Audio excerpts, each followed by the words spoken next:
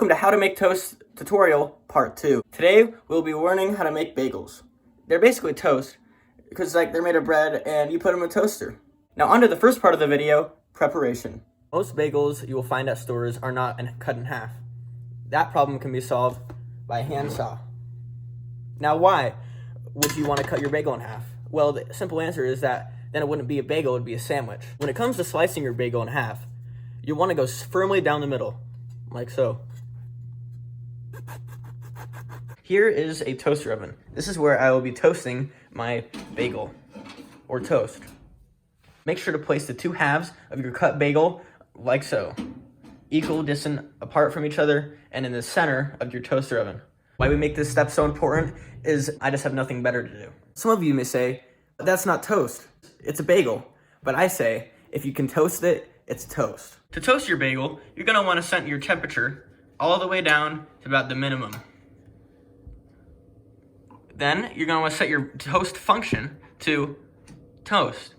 Then you set your toast timer to about like 5 minutes, give or take. When it comes to ingredients that you can put on your bagel, the two most popular choices include cream cheese and butter. Many other channels will tell you that you can just use a spreading knife, but I say that the longest and thinnest knife will do the job just fine. Now, putting on your cream cheese onto your bagel. What you're gonna wanna do is spread it. Basically, take out a chunk, right? Because you want your cream cheese thick. And you just slather it on to the bagel.